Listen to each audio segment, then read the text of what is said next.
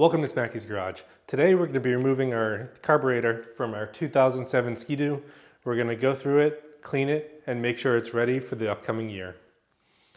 You know, one of the most important things that I do each year on my snowmobile is I actually clean the carburetor. You want to make sure that it's running right, it's getting the right amount of air, it's getting the right amount of fuel. So it's important that you actually go inside this every year and clean it. Let's go ahead and start taking it apart and getting this out of the sled. The first thing you want to do is remove anything around the belt area that's blocking access to the carburetor. The airbox can be removed with 2 screws, and there's an electrical connector up top that connects to a sensor.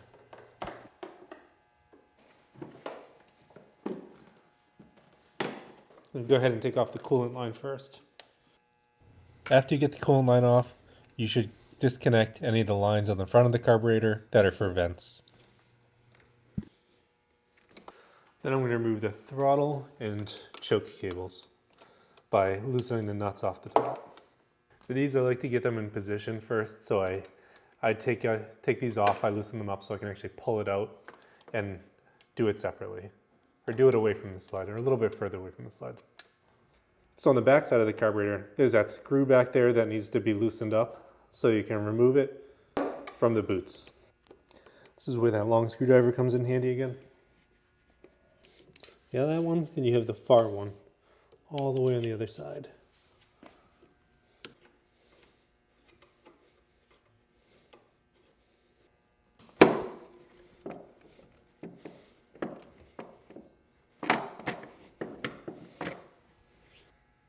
So left holding it in is the fuel line. There's the throttle position sensor or connector on the other side, electronic connector. There's these two a throttle line and a choke line, and then the other side of the coolant line that connects onto this. After everything is removed, you should be able to just pull the carburetor up and out. All right, carburetor's out. All right, so we have the carburetor off. First thing we're going to do is do a good inspection of it, make sure that everything looks well and in one piece. The first thing that I typically do is I'll look at the tubing. You can see this tubing here has been replaced. You know, over time the tubing really hardens up and becomes like a rock and it breaks easily. So this is one of the first things that I always replace and I check every year.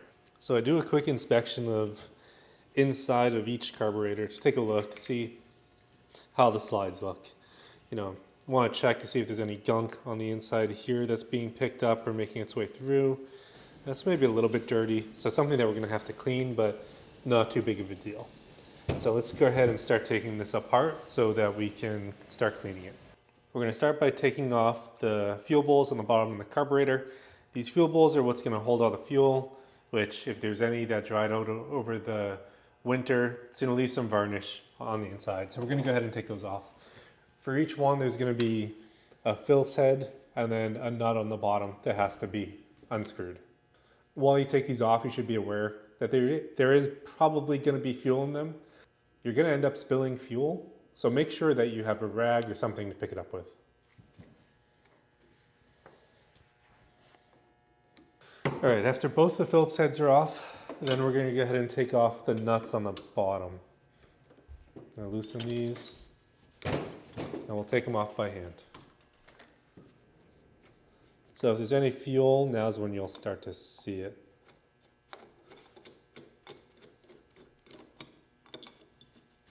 Doesn't look like any fuel is left in the carburetor, which is good.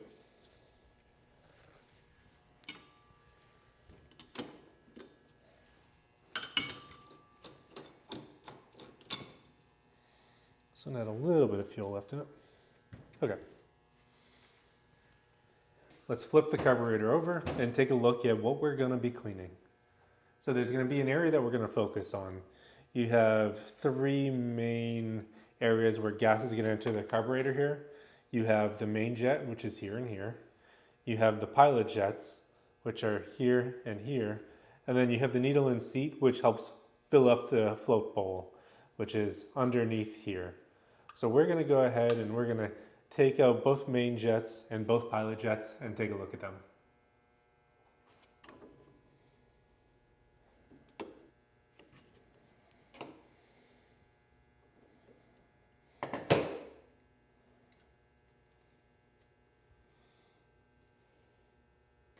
To take the pilot jets out, you just need a small flat bladed screwdriver, and then you just loosen them up, and then you tip the carburetor over.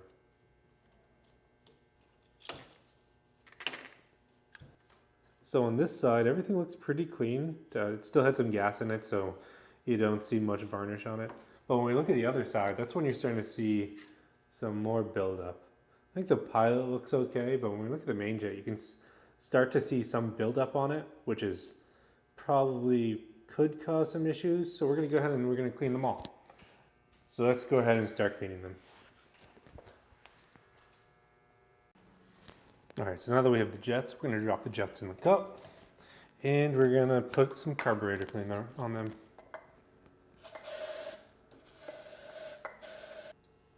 So I want to make sure they're fully covered so we can get all the junk out of them. And I'll typically let them soak overnight before we start pulling them back together. While we're waiting for the jets to clean, we're going to put some air through it. So we're going to go through the main jet here, and then we're going to go through the idler jet. When we do this, we're going to open up the throttle to give it some room to pass through. So let's go ahead and open up the throttle and put a little bit of air through.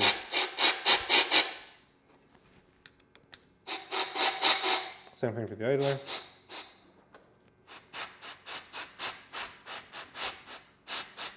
You want to make sure that you feel it coming out on the other side. You want to make sure that they feel pretty even when they're coming through. You could tell that originally this one was a little bit more open than this one. This one's pretty good now. So while we have this apart, we're going to blow through this fuel line here to see make sure the floats are working and that fuel is passing through easily. So I'm going to go ahead and blow through here. I'm going to push this up, it should be closed, and I'm going to open it and it should be closed. Same thing here. Up, there's no fuel coming in, no air passing through the needle. Closed, or down, the air is passing through. All right, so the next thing we're going to do, we're actually going to pull the top off of the carburetors, and we're going to look and check to see if everything is still intact. So there's 2 screws on the top of each carburetor, and inside this is kind of the slide and the slide mechanism. There is a gasket under here, so we also need to make sure we get that off in one piece. So within this, you're going to see there's a slide, the mechanism, and it moves up and down with the throttle. So as the throttle moves open, this moves up. You can see that there's 2 little hooks here, 1 and 2, and then a spring in the center. So this is what you want to check on to make sure that it's all still in one piece, so that the slides are held in place. So what you might find is damaged springs.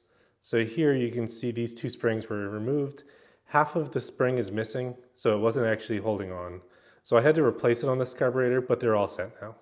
All right, now that the carburetor jets are out of the solution or the carburetor cleaner, we're actually going to clean them using a carburetor kit. So one of the typical kits that I'll use is kind of something simple like this. You can take this and you put and you end up putting the brush back and forth on it to make sure that there's nothing left. And then after you have it done, you should be able to visually look in and see how clean it is to make sure you can see light through all the passageways. All right, now let's go ahead and get this thing back together. So pilot jets go in the same way that they came out.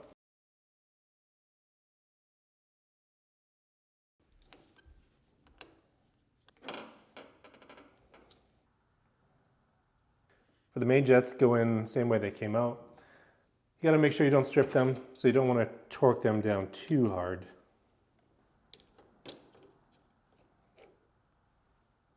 We're gonna go ahead and check the mating surfaces, make sure everything is clean.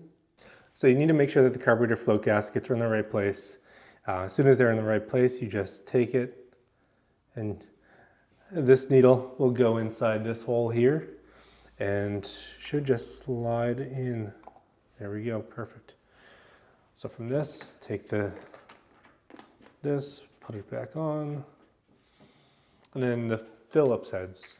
So I like to make sure that these are fully tight first, and then put the Phillips heads on to hold it in place. All right, one last thing that we're going to do this is we're going to take out both of the fuel screws, and we're going to reset them.